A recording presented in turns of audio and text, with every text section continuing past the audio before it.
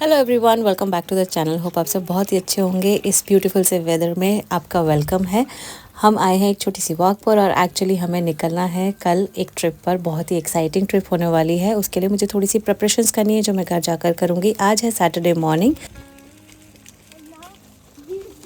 और अपने front yard को बहुत अच्छे से डेकोरेट करते हैं, बहुत सारे डिफरेंट डिफरेंट प्लांट्स लगाकर। अभी वैसे भी समर सीज़न है तो बहुत सुंदर लग रहा है सब कुछ। बाहर लोग साइकिलिंग के लिए निकलते हैं, वॉक्स के निकलते हैं। और ये देखिए कितने सुंदर फ्लावर्स, ये मतलब इतने सारे ब्यूटीफुल कलर्स देखकर ना मॉर्निंग वैसे ही बहुत ज़्यादा ब्यूटीफुल हो जाती है। तो ये हमारे घर के पास का सैंड पिट जहाँ बच्चे बहुत इन्जॉय करते हैं। यूजुअली ये रेनी सीज़न में तो बिल्कुल भी यूज़ नहीं होता है क्योंकि मोस्टली गीला रहता है, पर इस टाइम पर है ना बच्चे बहुत आते हैं यहाँ पर अपने टॉयज़ लेकर और बहुत इन्जॉय करते हैं।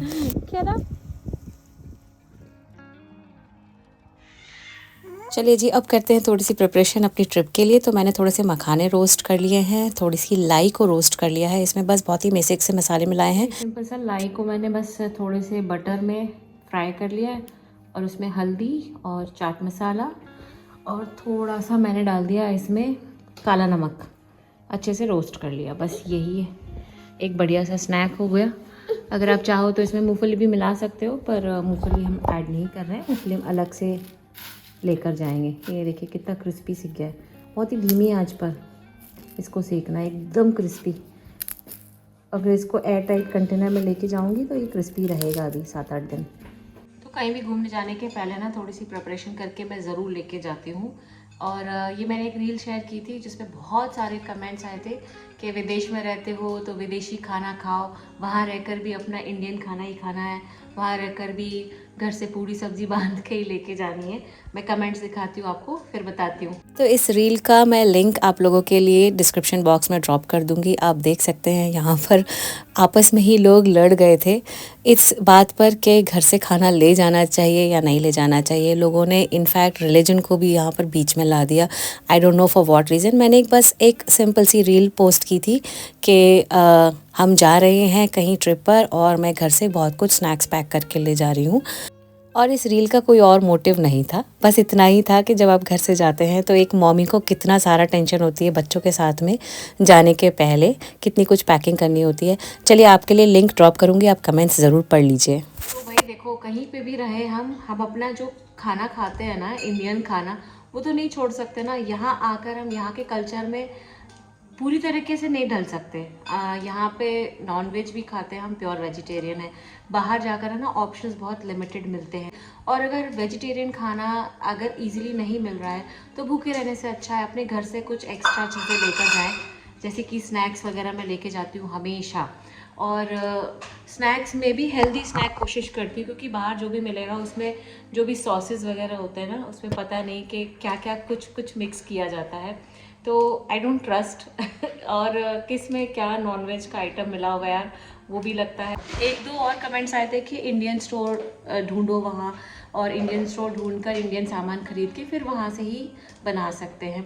तो भाई यार, हम घूमने जा रहे हैं, हम वहाँ खाना बनाने तो नहीं जा रहे हैं, राइट। बच्चे हर वक्त बाहर का खाना नहीं खाते हैं, बच्चों को नहीं पसंद आता है। जैसे जयशु को बाहर का खाना बिल्कुल पसंद नहीं आता है, उसे घर का ही खाना पसंद आता है।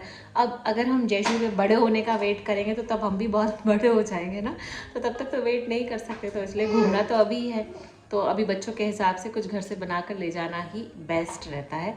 तो ये मैं उन सारे अपने फ्रेंड्स लोगों को बताना चाहती हूँ कि भाई यार, विदेश में रहते हैं इसका मतलब ये नहीं कि यहाँ का ही हम खाना खाना शुरू कर दें। यहाँ पे जो खाना होता है ना, हर किसी के लिए सूटेबल नहीं होता है। बच्चों के साथ में जब जाते हो तो हर जगह अफोर्डेबल भी नहीं होती है। आप स्टेशन पर एक छोटा सा कुछ भी लेंगे और उससे ना ही तो आपका पेट भरेगा ना बच्चों का पेट भरेगा। इससे अच्छा अपने घर से थोड़ा बहुत कैरी करो, वहाँ से भी खरीदो, अपने घर का भी स्नैक्स खाओ। ऐसे तो घूमने में मज़ा आता है ना।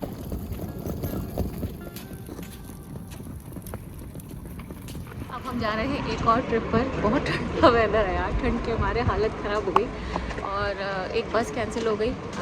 हमें एक्चुअली अपने घर से बस लेनी थी, लेकिन फिर वो कैंसिल हो गई तो हम ऊबर करके आए। यहाँ पर ऊबर कंपैरेटिवली एक्सपेंसिव है।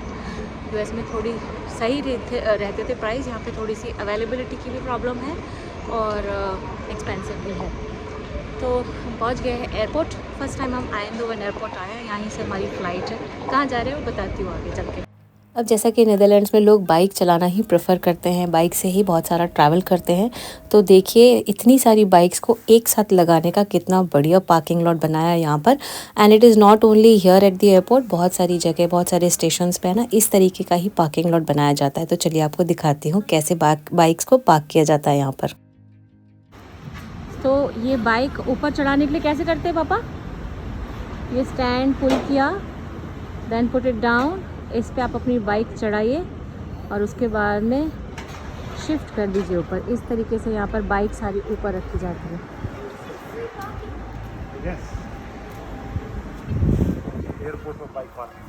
एयरपोर्ट की बाइक पार्किंग है। सो यहाँ लोग अपनी बाइक से आते हैं, फ़्लाइट लेते हैं, 3 या 4 या 2 दिन बाद, 1 दिन बाद अपनी बाइक उठाते हैं और वापस जाते हैं।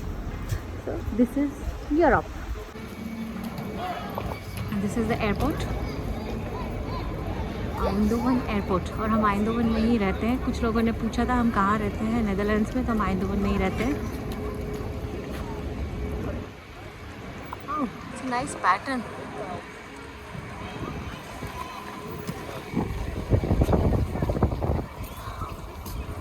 बहुत ही ज़्यादा विंडी है भाई।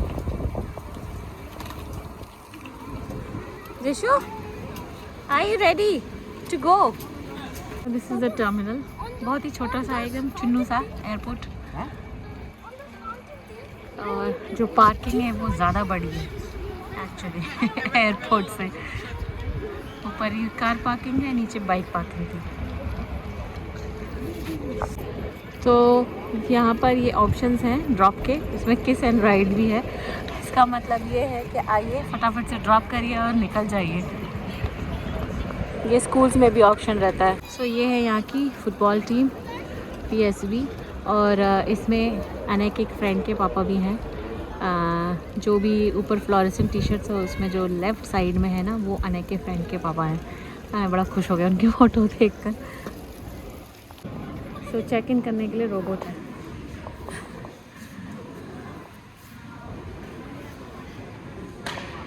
वाह, वॉकिंग रोबोट है ये। I think it's saying also somewhere, the audio might be also coming. Self service baggage में हम अपना बैग ड्रॉप कर रहे हैं, और इसमें वेट का स्पेसिफिकेशन होता है। सो एक्स्ट्रा नहीं होगा तभी वो अंदर पुश करेगा, नहीं तो नहीं।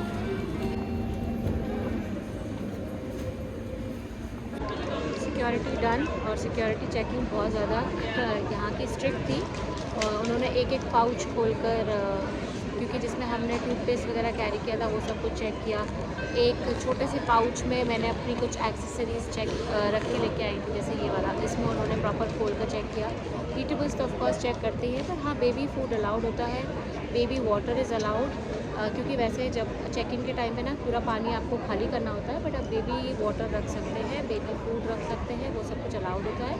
एंड उसके अलावा एक्स्ट्रा ब्लैंकेट्स वगैरह ये सब कुछ अलाउड होते हैं। सो अभी सिक्योरिटी सब चेकिंग डन, बैग वैग हमने सब चेक करा लिए, और अब हम रेडी हैं। पहले जशु को थोड़ा सा ना चेंजिंग ब्रेक दिया है, पापा लेके गए उसको। उसके बाद में यहाँ पे आने को प्ले एरिया दिख रहा है, आने की नज़र बिल्कुल वही है। एक वहाँ प्ले एरिया दिख रहा है जहाँ बच्चे दिख रहे हैं बहुत सारे। ओह यस, इट्स देयर, ऊपर है, बहुत अच्छा है प्ले एरिया। वो ऊपर जो दिख रहा है प्ले एरिया, वहाँ आने को जाने का बहुत मन है। अच्छा भी दिख रहा है एक्चुअली, बच्चे इंगेज भी रहेंगे क्योंकि अभी काफ़ी टाइम है। और यहाँ मुझे एयरपोर्ट पे एक अपनी सब्सक्राइबर मिल गई, बिकॉज़ अब वो देखती है ब्लॉग्स, तो सडनली उन्होंने मुझे पहचान लिया। हम उनके जस्ट पीछे ही थे लाइन में, तो उन्होंने बोला मैंने आपको कहीं देखा है तो उन्होंने पहचान लिया। लेट्स गो देयर, सी भैया इज़ प्लेइंग, कम। आ गए हम लोग प्ले एरिया ऊपर, छोटा सा play area. Go go go, you want to go up भैया? गो।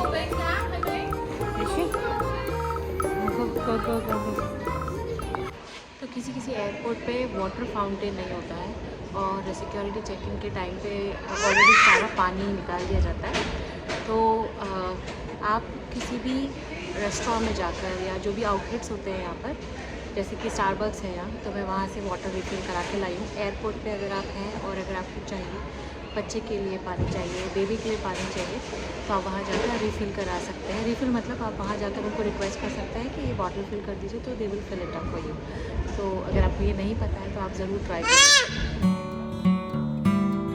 अच्छा, अगर आप भी बच्चों के साथ में ट्रैवल कर रहे हैं और स्ट्रोलर कैरी कर रहे हैं तो प्लीज़ मेक श्योर कि आप चेक इन बैग्स के साथ में ना स्ट्रोलर सबमिट मत करिए। आप उसको फ़्लाइट के गेट तक ले जा सकते हैं। तो हमने जशु के लिए भी कैरी किया। हम हर बार ट्रैवल करने के टाइम पर जो स्ट्रोलर होता है ना वो हम गेट पर ही सबमिट करते हैं, फ़्लाइट के गेट पर, और फिर हमें या तो बेल्ट से मिल जाता है या फिर फ़्लाइट के गेट से ही मिल जाता है। इससे बहुत है ना ईजी ट्रैवल हो जाता है, क्योंकि बच्चे फिर यहाँ वहाँ भागते नहीं हैं, एंड ऑल्सो हमारे लिए भी थोड़ा सा आसान होता है, उनको कैरी नहीं करना पड़ता है, and they can enjoy the journey. जब भी आप ट्रैवल करें नीदरलैंड्स में तो अपना रेजिडेंस कार्ड होता है वो ज़रूर कैरी करिए, और उसके अलावा अपने पासपोर्ट ज़रूर कैरी करिए, क्योंकि रेजिडेंस कार्ड चेक करने के बाद में उन्होंने पासपोर्ट भी चेक किए। So always carry these documents with you while travelling here. तो इस ग्राउंड में बहुत सारी फ़्लाइट्स की बोर्डिंग थी, एंड एक्चुअली बहुत ही ज़्यादा विंडी था, तो मैं सोच रही थी कि शायद अंदर होता तो ज़्यादा बेटर रहता, but anyways we are flying by Ryanair. ये यूरोप की well known low cost flight में से एक है, एंड एक्चुअली ये within the Europe travel करने के लिए बहुत ही अच्छी फ़्लाइट है। बस ये है कि इसमें लगेज वगैरह का आपको पैसा एक्स्ट्रा पे करना पड़ता है। सो जयशु को तो बहुत मज़ा आ गया, ऐसी सारी सीढ़ियाँ देख के। उसको वैसे भी बहुत चढ़ने का शौक है, तो मुझे बहुत सेलिब्रिटी वाली फीलिंग आ रही थी यहाँ पर। Finally we have boarded the flight. ऐसे एक सीट बेल्ट मिलता है बेबीज़ के लिए, तो अगर नहीं मिले तो आप पूछ सकते हैं उनको, वैसे भी वो सिक्योरिटी के लिए आपको आकर एक्सप्लेन करते हैं, and it is safe for the babies.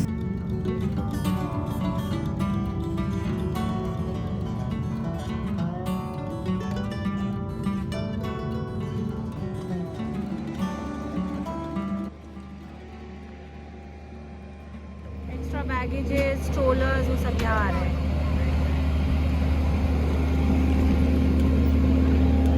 Thank you.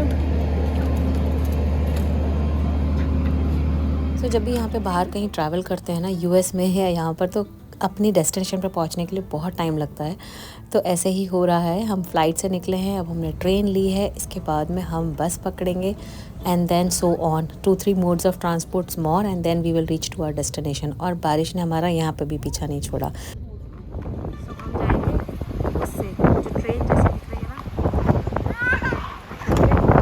Station है यहाँ। अच्छा, अच्छी बात ये होती है कि स्ट्रोलर्स कैरी करने के टाइम पर है ना, और ऑलवेज़ लिफ्ट एक्सेस करने देते हैं। जैसे अभी वहाँ पे लॉक है, क्योंकि हर किसी के लिए लिफ्ट अवेलेबल नहीं है, पर अगर आपके पास कोई स्ट्रोलर है, बेबी है, तो वो आपको एक्सेस करने देंगे वहाँ से। राइट जिशु? और भाई साहब ठंडा इतना है ना, क्या जिशु की नाक लाल हो गई? Show me, why is your nosy red? You want that? Wait. Jishu's favorite toy. Don't drop it, okay? अगर आपने लोकेशन गैस कर लिया है तो एक कमेंट ज़रूर ड्रॉप करिए। सो ये आ गई मेरी ट्रेन, और इससे हम जाएंगे 2 स्टॉप पार करके बस स्टॉप के लिए, और वहाँ से पकड़ेंगे फेरी। आई होप आपने अब तक लोकेशन गैस कर ली होगी कि हम कहाँ आए हैं। अगर हाँ, आपको पता चल गया है तो प्लीज़ एक कमेंट ज़रूर ड्रॉप करिए। आपके कमेंट्स आते आते ना मुझे एनर्जी मिलती रहती है, सो कमेंट्स ज़रूर करते रहा करिए। मैं आपसे मिलती हूँ नेक्स्ट व्लॉग में कुछ और अच्छे लोकेशंस के साथ में। टिल देन आप अपना अच्छे से ध्यान रखिए, बहुत सारा खुश रहिए, keep smiling and keep making memories just like us. Bye bye and take care.